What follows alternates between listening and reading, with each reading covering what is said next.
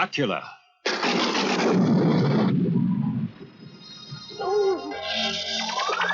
In the heart of Transylvania, in the vampire hall of fame, yeah, there's not a vampire any other. He won't fight, beast the man, cause he's a big again, and things never went well.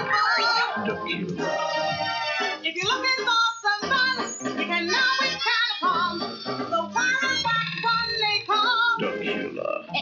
Count Duckula. No Sax Please.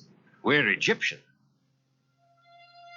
There are very few brave enough to venture far enough into the Transylvanian Alps to feel the cold fingers of fear creeping through the grey mists, swirling shadows of terror and foreboding.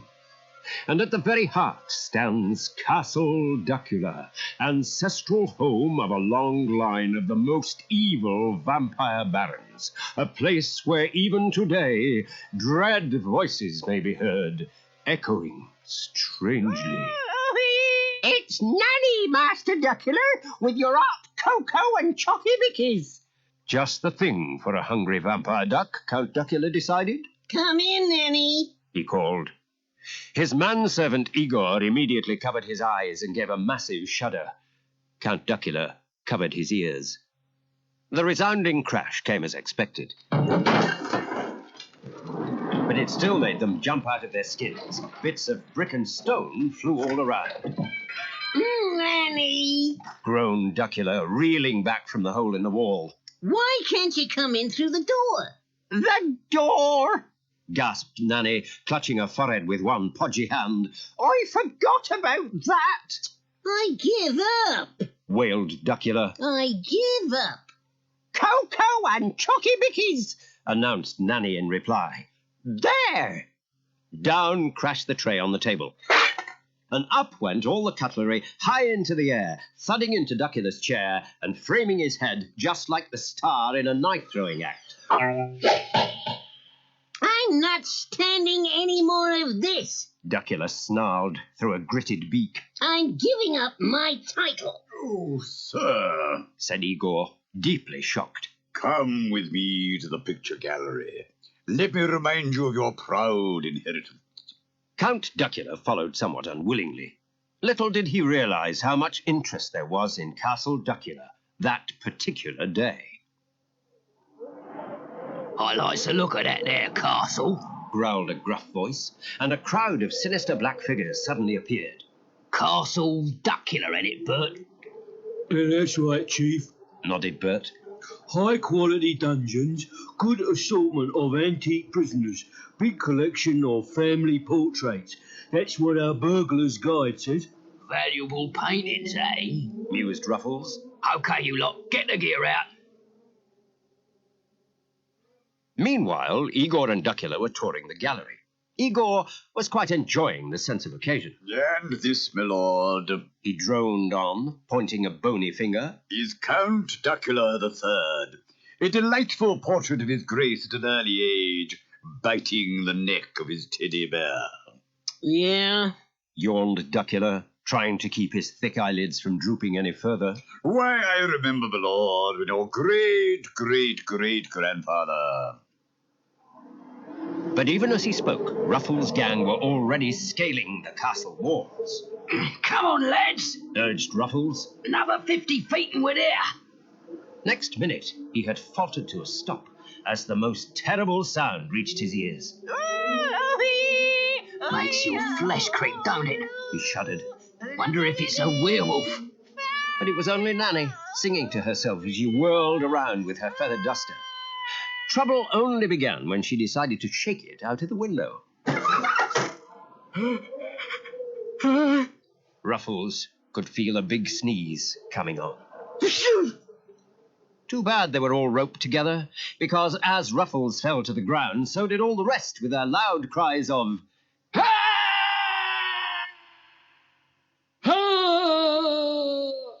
even being heard in the picture gallery, where Igor was still trying to educate Count Duckula. Then we come, sir, to your great-uncle's great-uncle, the Archduke Merganser. the famous Egyptologist who spent a lifetime searching the Great Pyramid, a storehouse of buried treasure. Ruffles started to listen carefully. It seemed as if scaling up the walls of Castle Duckula for a second time would be well worth the trouble. You see that pyramid in the painting, my lord? The Archduke had ventured inside to explore the secret depths of the pharaoh Upshi's tomb, when there entered two extremely strange figures. Igor paused dramatically. It was Humite, high priest of the sun god Ra, and his assistant Yubi. Go on, Igor. Duckula urged him, now completely enthralled. What happened next? Everything went black, sir, and the Archduke knew no more. You know more what? Knew no more than I do where the mystic saxophone lay hidden. Mystic saxophone? Echoed Duckula blankly. What the Archduke was searching for, my lord. I'm sure I mentioned it. You did not. Duckula was most indignant. That's right. Burst out Ruffles, hanging from the windowsill. He never mentioned it. I apologize, sir, said Igor with a bow. My lord, it's rather stuffy in here. Excuse me while I open a window. Screamed Ruffles, which was just about the only thing anyone can say when being knocked from a windowsill. Screamed the gang, wishing once more that they were not all tied together, and falling below with a succession of dull thuds. What's that, Igor? Inquired Duckula. Sounds like falling bodies hitting the deck. That'll be Nanny making the pastry, my lord. Shall I continue? What about the mystic saxophone? Yeah, that does sound more interesting. Well, sir, said Igor. Legend has it that anyone who plays it has the greatest power in the world. Wow! Breathed Duckula. I could be famous. I could fill a Hollywood Bowl, Madison Square Gardens, Transylvania, Roxy. Igor chuckled to himself. This was a chance to straighten Duckula out.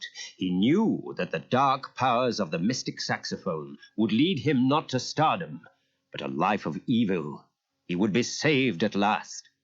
Get ready, Igor! He shouted, rushing down to the crypt, ready to leap into his favorite coffin, which would start Castle Duckula traveling high above the Transylvanian Alps. We're off to Egypt, Valley of the Kings! The streaks of yellow and red flashes made Ruffles and his gang shiver and tremble as they prepared to scale the castle walls yet again, clutching hard at its cold stone surface as it leapt high into the air. What's happening? Gasped Ruffles. Oh, Bert moaned. I don't like this. But they could do nothing except hold on until Castle Duckula shuddered and jolted to a halt amid the giant pyramids. We're here! Announced Count Duckula. Outside, everyone! And if you've broken any of the best china, Master Duckula, said Nanny. you'll go straight to your room. Nanny, be silent. Scolded Igor. Come. They began making their way out of the front door of Castle Duckula and across the Sound towards the giant pyramid, little knowing they were being watched at every step. Funny-looking mountains, ain't they, Chief? Commented Bert. They're pyramids. Snorted Ruffles. That daft duck's given us a free trip to Egypt. He laughed again. Come on, lads. We'll get that mystic saxophone before they do, just as soon as we find a window. This last remark was overheard by the bats living inside the cuckoo clock, which timed Castle Duckula on its travels, and they never could resist a chance to amuse themselves. Hey, Sviatoslav, said one. Yeah, Dmitri. what are they calling a pyramid with windows? How should I know what they are calling a pyramid with windows? A tomb with a view. Sviatoslav was feeling a bit dim that morning. So, where is this pyramid with windows? Oh, slap off, you silly old bat, said Dmitri. And they both went inside the clock again, just as Ruffles and Bert had decided that it might be best to use the pyramid door. Now, you lot, Ruffles snarled, looking much the worse for wear. we're going to set a trap for this Count Duckula, OK? So... But nobody heard what he said next. With a loud wail, he disappeared down a hole, a rope tying him and his gang together as usual and pulling them down with him, just as one of the gang was about to grab a handful of jewels from the nearest treasure chest. What was that? Asked Duckula, feeling the ground shake beneath his webbed feet. All those bangs and crashes. Well, sir, Igor responded after some thought. it can't be Nanny's pastry this time. A little more first aid and a few more bandages, and Ruffles' gang were ready to go into action yet again. This time, in one of the long chambers inside the pyramid, where a huge slab hung high up, tied by a rope in the middle of the room. So, Snarled Ruffles. when that Count Duckula and his lot come through the door, here, pay attention, Bert. I am paying attention. Bert snapped back, sounding a bit muffled because of all the bandages. That's a mummy you're talking to, you idiot. I'm over here. Eh? Bert blinked once or twice. Oh, yes. Yes, Chief. Sorry. Now, Continued Ruffles with an air of long-suffering patience. what happens is this.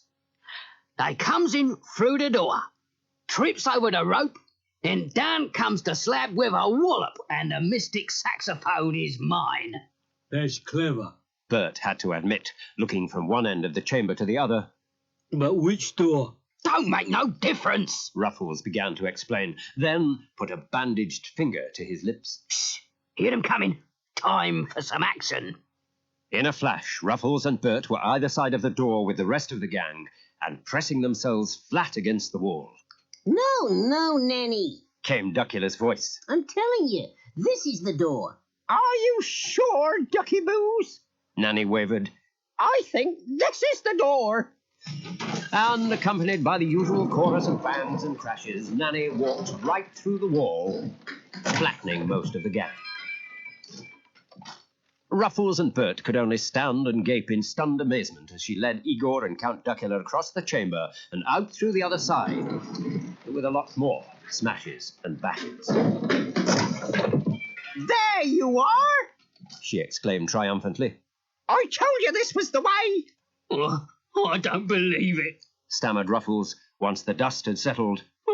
I just don't believe it. Suddenly they heard Duckula's voice once more. I'm just going back, Nanny. Something I saw. Right, Grinned Ruffles. now we'll nab him. In the heart of Transylvania, in the vampire hall of fame, yeah, there's not a vampire lady out there.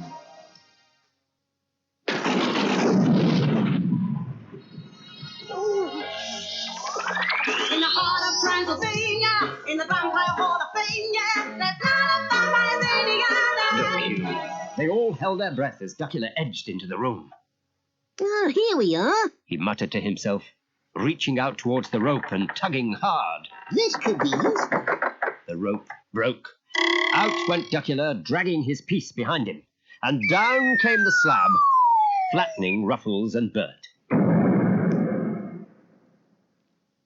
More bandages, splints, and crutches later, Ruffles and Bert were still planning to beat Duckula, this time with a giant catapult trap.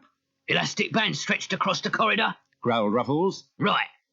Now, we pushes this rock till the band's at full stretch, okay? Okay. Answered the gang. Then, once the rock's in place, Went on Ruffles. we puts this here peg in the ground to keep the rock steady. Okay. Came the chorus again. Then, Continued Ruffles. when that flipping Count Duckula and his crew comes along, we pulls a peg out and wallop. They've had it. All together then. Push! Ruffles, Bert, and the gang groaned together, pushing back the rock against the stretch of the elastic bands. Right. Puffed Ruffles, as soon as the rock was in place. Drop the peg in the hole. Peg? Echoed Bert. I thought you had the peg. I gave it to you. Cried Ruffles with a sense of mounting desperation. It's back there, where we started. Shouted one of the gang, trying to be helpful. I'll get it. Without thinking, he dashed back. But that rock was a whole lot faster. Wow! The cry resounded through the pyramid as it catapulted them along right through to the outside. Meanwhile, inside, Igor was just about finishing his investigations. From what it said in the Archduke Maganza's diary, sir, I think we must be nearing the ancient relic. We never got away from her. Grinned Duckula, glancing around at Nanny and chuckling at his own joke. No, not Nanny. Snapped Igor, quite ignoring Duckula's wit. The mystic saxophone. And from now on, we should all look out for traps. Traps? Repeated Duckula. Traps meant to stop anyone from reaching the saxophone, my lord. Don't talk such rubbish, Igor. Scoffed Duckula, stamping his foot with impatience. There aren't any... Ah! Next thing Count Duckula knew, he was falling down a deep shaft, landing with such a bump that stars whirled his eyes and everything went black. Then a strange-sounding voice broke the silence. He's coming round. Oh, Duckula mumbled feebly. where am I? You are in the temple of the great god Ra. Boomed the voice. You have trespassed on Pharaoh Apshi's sacred tomb. Oh, no. Gasped Duckula. He tried sitting up, but found that his ankles were being held down by metal bands. Who are you? I am Humite, Came the answer. high priest of the great god Ra. And this is my assistant, Yubi.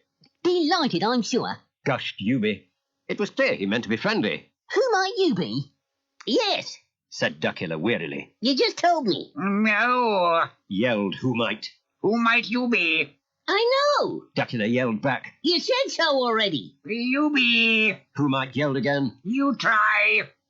Listen, I am Yubi, right? Wrong. I am, you are. Said Duckula. There, Master. Yubi cried. He is, you are. I'm not. Duckula shouted at the top of his voice. I am not. Ah, Who Might nodded wisely. so you are not. He is not. You are. He is not. Oh, Screamed Duckula. I can't stand anymore. Of course you can't stand any more. Agreed Yubi. We've tied you to the sacrificial altar. And all who trespass in Pharaoh Apshi's tomb shall die. Ended Who Might. Legend says that when the god Ra had enough human sacrifice, Apshi shall rise from the dead. Human sacrifice? Gulped Duckula. You can't do this to me. Well, more or less sacrifice, give or take a feather, Insisted Who Might. in order that the great Apshi may rule again. Yes, he shall have human sacrifice. Duckula answered without thinking. Hoorah! And Apshi rises. Ended Who Might, which of course was the signal for Duckula to forget his bonds, jump down from the altar, and lead the singing. Hoorah, up she rises, hoorah, up she rises, hoorah, up she rises early in the morning. Put him in the long way with the hose by morning. They all sang together. Put him in the long way with the hose by morning. Put him in the long way with the hose by morning. Oh, excuse me. Yubi gulped suddenly, Oh, I think I'm going to be seasick. and, hand over his mouth, he rushed towards the nearest wall, pressing a knob almost by accident. Nobody was more surprised than Duckula when part of the wall slid back. Nanny! He cried. Oh! Gasped Nanny. Now then!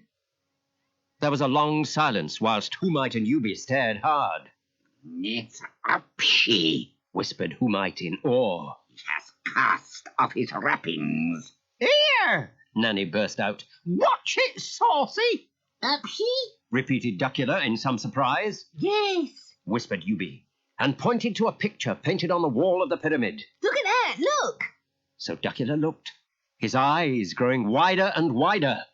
I don't believe it. He murmured at last.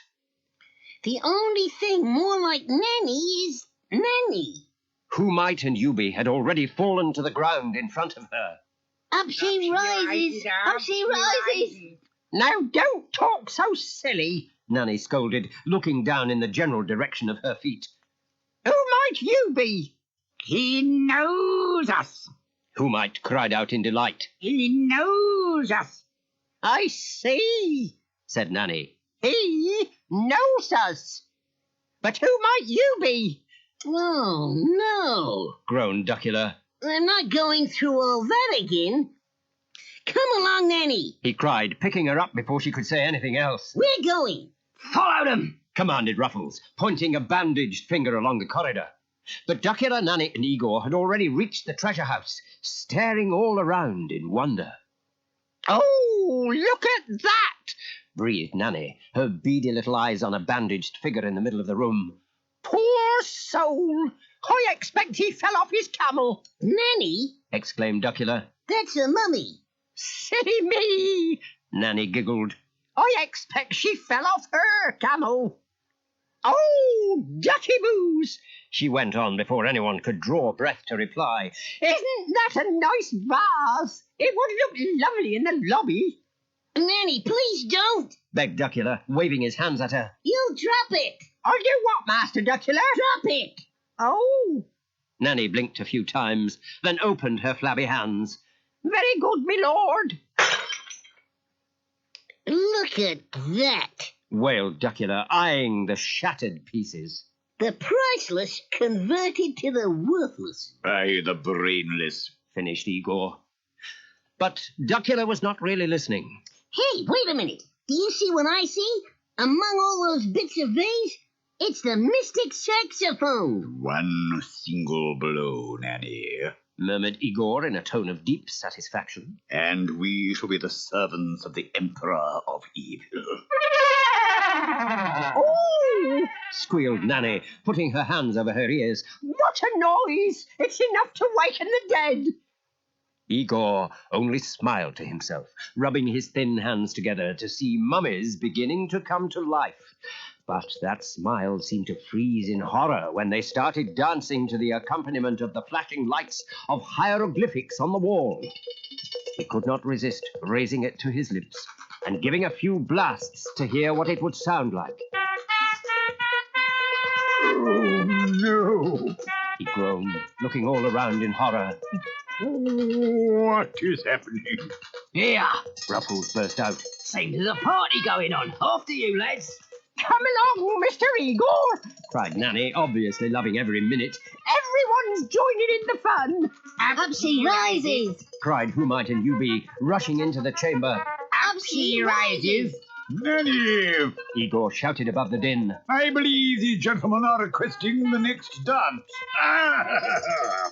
But with all the noise which was going on, Who Might and You Be hardly heard his cries of pain as they rushed towards Nanny, bowing down in worship. Nanny was delighted. Everyone agreed that the party was a great success, especially with Duckula playing the saxophone for all he was worth. Only Igor seemed at all disapproving, fingering his wristwatch every so often and glancing anxiously in the direction of his master. My lord, He broke in at last. I don't want to spoil the party, but I think you ought to know it's nearly time for us to return to Transylvania. Oh, don't be so boring, Mr. Igor. Nanny spoke up between a few puffs and blows. You always worry too much. But already the cuckoo clock had begun to whir, making the first rumbles of movement echo throughout Castle Duckula. Then, lighting up the Egyptian sky with bright red and yellow flashes, it began lifting up from the sands, leaving Pharaoh Upshi's pyramid, Nanny's party, and Count Duckula behind. And only when the final note of music had faded did Duckula realize that he had missed the last castle home. I did tell you it was time, my lord. Igor reminded him reproachfully. All right, Snapped Duckula, already tired of helping to hold up a placard reading Transylvania with one hand and trying to thumb a lift with the other. Nobody likes a know-all. And just then, two camels carrying a few mummies, Ruffles, Bert, and the gang plodded their way past. In the heart of Transylvania, in the vampire hall of fame, yes, there's not a vampire in the other. You won't fight, be so mad, cause he's a bad guy, and things never break.